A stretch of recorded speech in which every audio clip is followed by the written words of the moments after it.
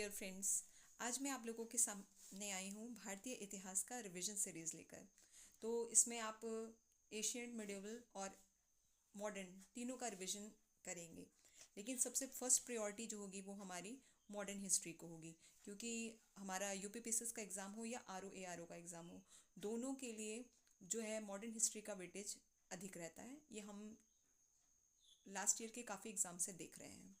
So without delay हम लोग चलते हैं। साथ ही चलते चलते मैं ये बता दूं आप लोगों को कि ये खासकर जो वर्किंग लेडीज़ हैं या वर्किंग प्रोफेशन में मेल्स हों, सबके लिए, हाउस वाइफ्स के लिए बहुत उपयोगी सिद्ध होने वाला है।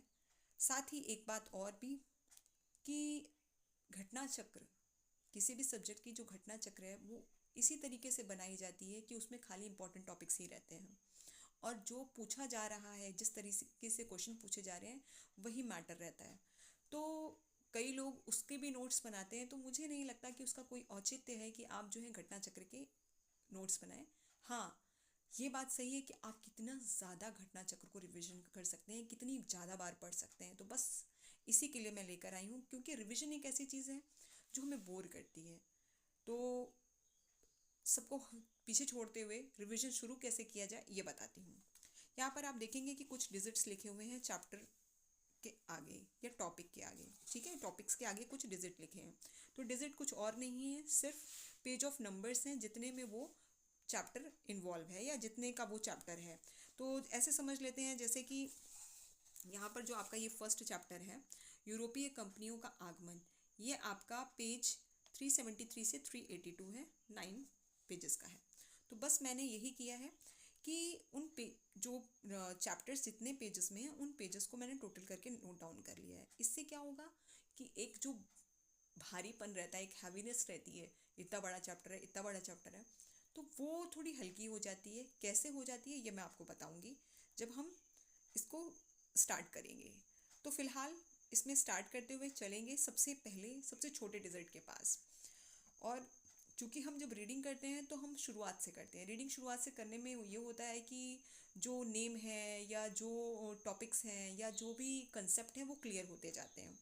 तो क्लियरेंस और फर्स्ट टाइम पढ़ने में इंटरेस्ट रहता है, क्योंकि नई चीज़ होती है, हम उससे जान रहे होते हैं तो हमें आता है इंटरेस्ट। लेकिन सेकंड टाइम में भी रहता है, थर्ड टाइम फोर्थ टाइम से हम थोड़ा सा बोर हो जाते हैं।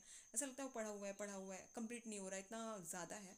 इस चीज़ को समझने के लिए, इस चीज़ को कम करने के लिए, इसके भार को, ये ट्रिक मैंने अपनाई है और काफ़ी कारगर है। आप भी इसे अपने लिए यूज़ कर सकते हैं। यहाँ पर सबसे छोटा टॉपिक जो है, और पीछे से जब हम देखेंगे तो हमारे सामने सबसे पहला टॉपिक, जो सबसे छोटा टॉपिक आएगा, वो व्यक्तिगत सत्याग्रह आएगा। ठीक है, व्यक्तिगत सत्याग्रह 1940, केवल 1 पेज का है। और जब आप उस टॉपिक को देखेंगे तो ये 1 पेज का ही नहीं 1 पैराग्राफ का है। ये आपका 43 है फॉर टॉपिक नंबर, और पेज जो है 642 से लेकर 643 है। So let's start students, friends. 642।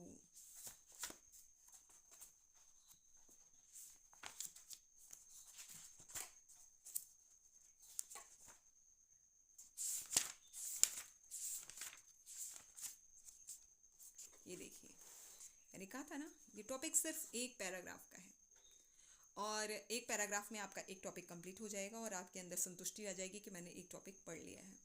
तो बस इसी के साथ शुरुआत करेंगे। आप यहाँ देख रहे होंगे कि मैंने इसे सिर्फ एक टिक किया हुआ है इस पर।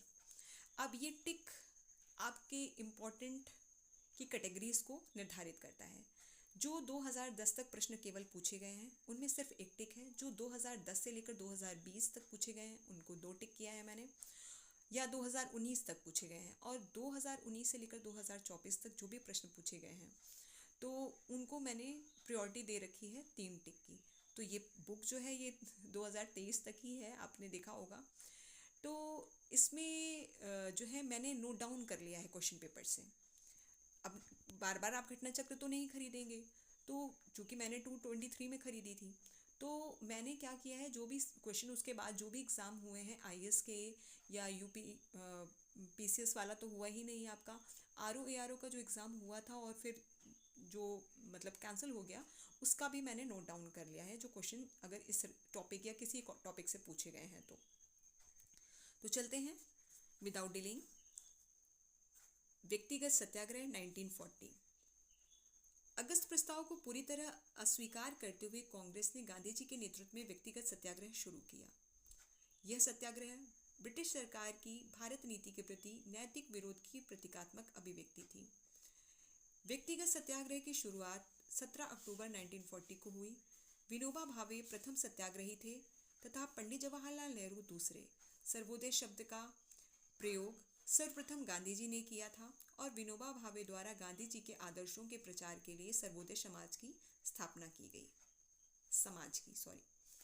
तो यहाँ पर आपको देखना है अगस्त प्रस्ताव को अस्वीकार किसने किया था, किसके द्वारा किया गया, कांग्रेस के द्वारा।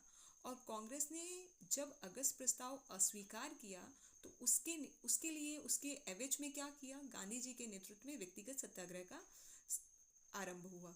ठीक है, अब ये था क्या व्यक्तिगत सत्याग्रह? इसमें सिर्फ इतना था कि जो ब्रिटिश सरकार ने भारत के को लेकर जो नीतियां बना रखी थी, शासन की जो नीतियां थी, उनका नैतिक विरोध करना था। नैतिक बिल्कुल मर्यादा में रहते हुए विरोध करना था। ये शुरू कब हुआ था? 17 अक्टूबर 1940। तो आपको डेट, व्यक्तिगत सत्याग्रह किसके द्वारा शुरू किया गया, क्या उसकी बेसिक क्या था? तो बेसिक ये था कि नैतिक विरोध था। ठीक है, नैतिक विरोध का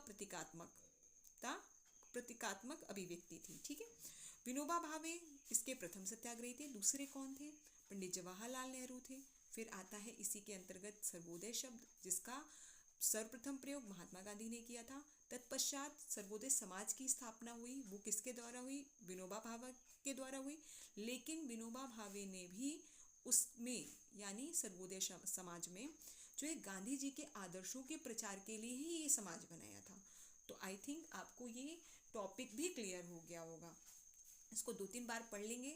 अगर फर्स्ट टाइम पढ़ रहे हैं तो बहुत अच्छे से पढ़ेंगे ताकि दिमाग में बैठ जाए, और सेकेंड थर्ड टाइम सिर्फ वो एक रिविजन की तरह रह जाए। फर्स्ट टाइम जब भी कोई टॉपिक पढ़ें थोड़ा लेट लेकर, थोड़ा आराम से।